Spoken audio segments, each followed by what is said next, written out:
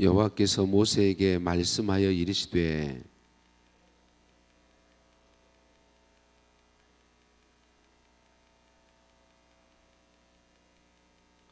한 남자가 그 여자와 동침하였으나 그의 남편의 눈에 숨겨 드러나지 아니하였고 그 여자의 더러워진 일에 증인도 없고 그가 잡히지도 아니하였어도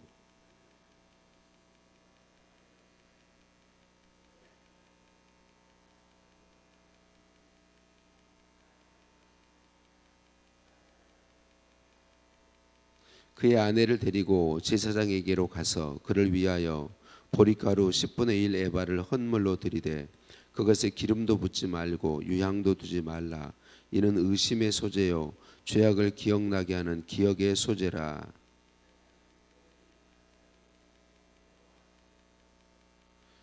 토기에 거룩한 물을 담고 성막 바닥에 티끌을 취하여 물에 넣고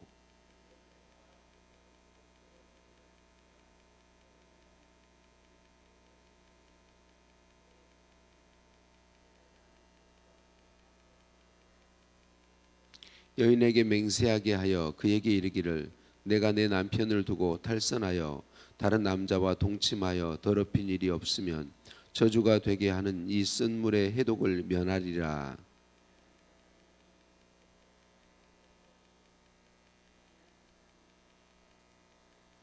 제사장이 그 여인에게 저주의 맹세를 하게 하고 그 여인에게 말할지니라 여호와께서 내 넙떡자리가 마르고 내 배가 부어서 내가 내 백성 중에 저주거리 맹세거리가 되게 하실지라.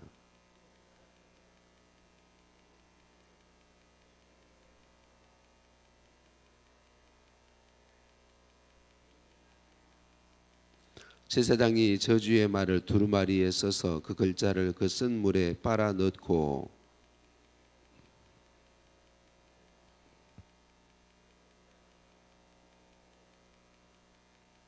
제사장이 먼저 그 여인의 손에서 의심의 소재물을 취하여 그 소재물을 여호와 앞에 흔들고 제단으로 가지고 가서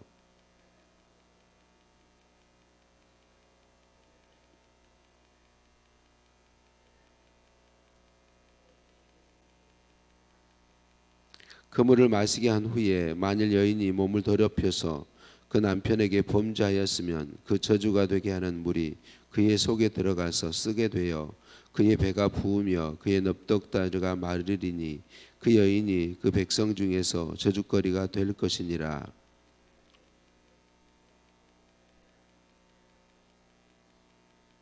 이는 의심의 법이니 아내가 그의 남편을 두고 탈선하여 더럽힌 때나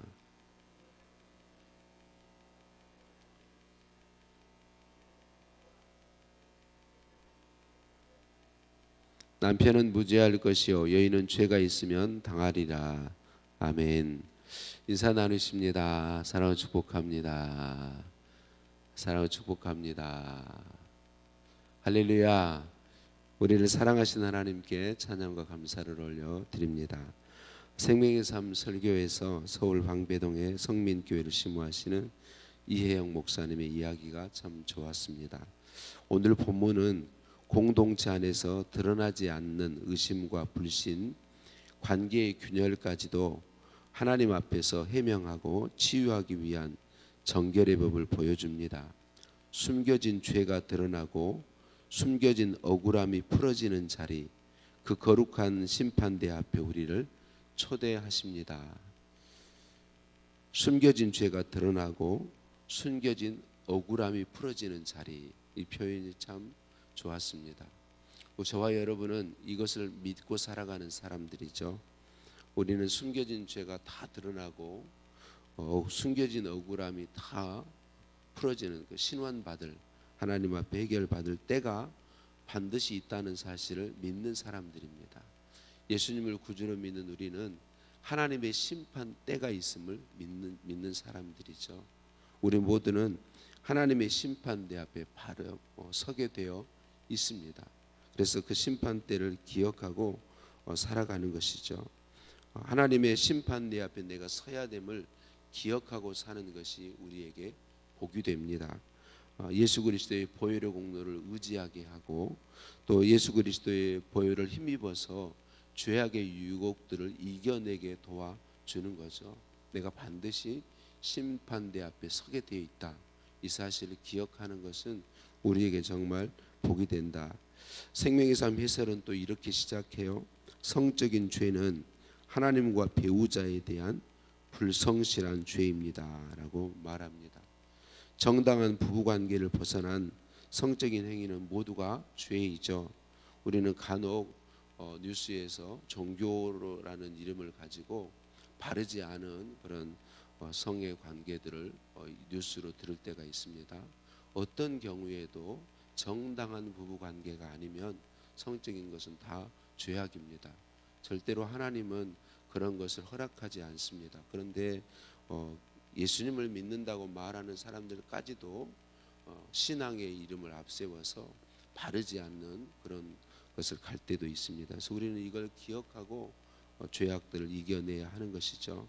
하나님께서는 하나님 백성의 공동체인 이스라엘 백성의 공동체가 정결함을 유지하도록 마지막 하나님의 심판 때가 아닌 매일 지금 이 순간에 하나님의 심판대 앞에 서는 은혜를 베풀어 주신 거죠. 그래서 저와 여러분이 늘 하나님의 말씀 앞에 하나님 앞에 우리 자신을 매 순간 세우는 것이 복이 됩니다.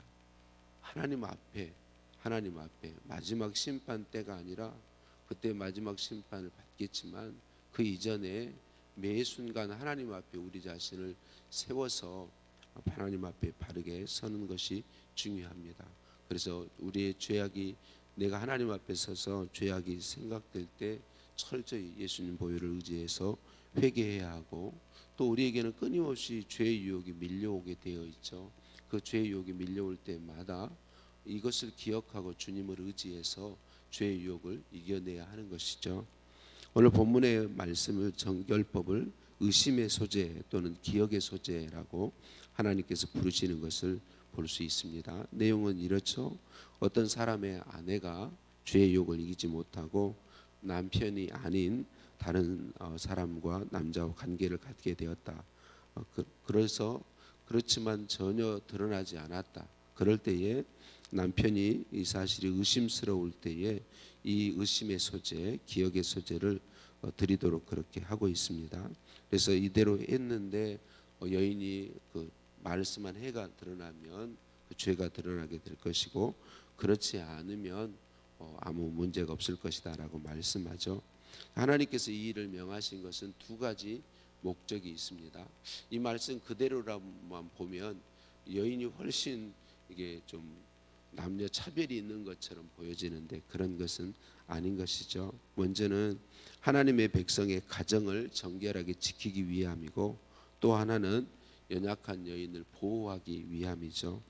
만약에 결혼한 여인이 자기 남편이 아닌 다른 사람과의 관계를 몸을 더럽혔다면 아무리 잘 숨겨도 드러나게 되어 있다라는 사실을 기억하고 그 죄의 유혹을 이기도록 하나님께서 이 법을 주신 것이죠.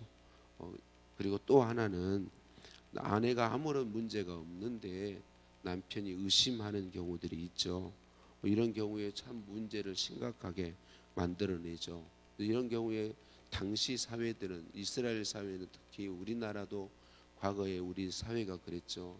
남자는 귀하게 여기고 여성은 비하하는 그런 시대, 이스라엘 사회도 그러했습니다. 그래서 여인들이 아무 힘이 없기 때문에 이런 경우 보호받을 장치가 전혀 없는 것이죠.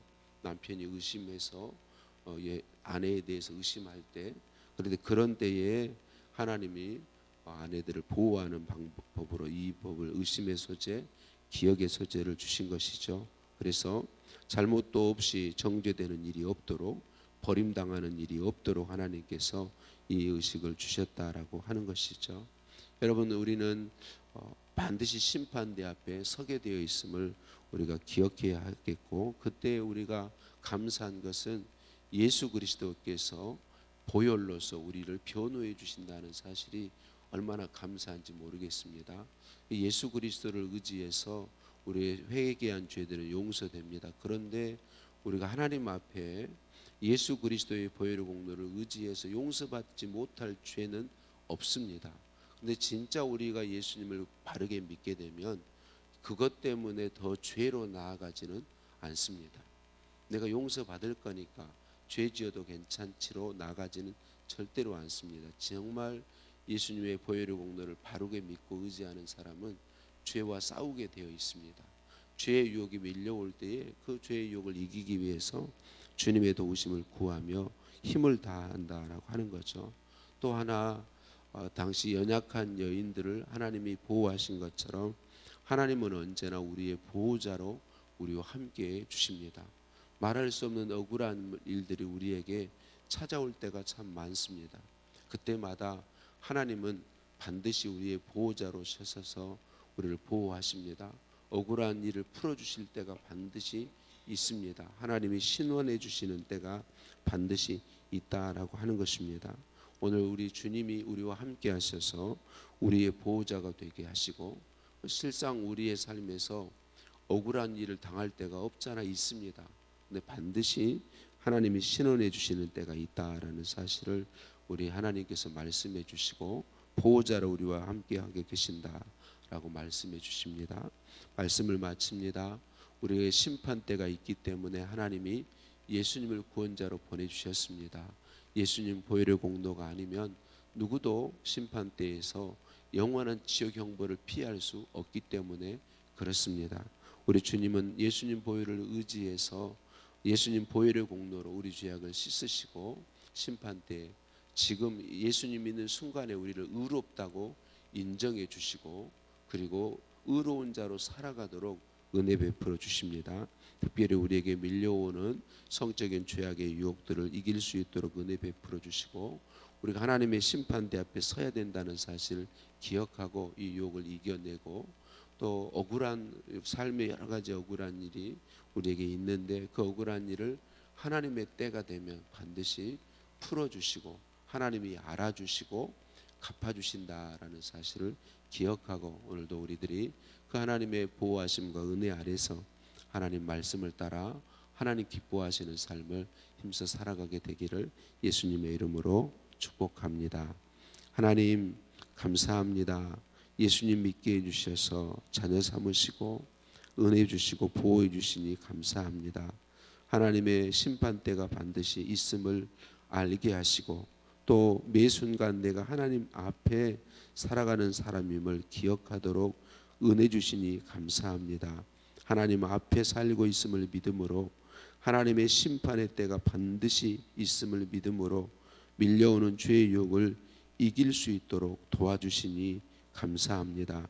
예수 그리스도 안에서 부부가 서로 깊이 사랑하며 신의를 지킬 수 있도록 은혜 주시니 감사합니다. 예수 그리스도의 보혈의 공로를 힘입어 정결한 삶을 살아가도록 은혜 더하여 주옵소서. 주님의 심판대에 설 때에 착하고 충성된 종이라 칭찬받게 하여 주옵소서. 예수님의 이름으로 기도드립니다. 아멘. 하늘에 계신 우리 아버지, 아버지의 이름을 거룩하게 하시며 아버지의 나라가 오게 하시며 아버지의 뜻이 하늘에서와 같이 땅에서도 이루어지게 하소서. 오늘 우리에게 일용할 양식을 주시고 우리가 우리에게 잘못한 사람을 용서해 준 것 같이 우리 죄를 용서하여 주시고 우리를 시험에 빠지지 않게 하시고 악에서 구하소서. 나라와 권능과 영광이 영원히 아버지의 것입니다. 아멘. 또 합심해서 함께 기도하시겠습니다. 주신 말씀 붙잡고 기도하시겠습니다. 사순절 주님의 사랑을 더 깊이 알게 하옵소서. 주님 사랑으로 살게 하옵소서. 기도하시겠고, 오늘 월요일입니다. 나라와 민족을 위해서 기도하시겠습니다. 이 나라의 민족을 긍휼히 여겨주세요. 둘러나는 국민의 마음을 합해 주시도록 나라와 민족을 위해 기도하는 많은 믿음의 사람들이 세워지도록 산불재해로 인하여서 고통 중에 있는 분들을 위로와 빠른 회복이 있게 되도록 기도해 주시고, 하늘들의 치유를 위해서도 기도하겠습니다. 함께 기도합니다. 하나님 아버지,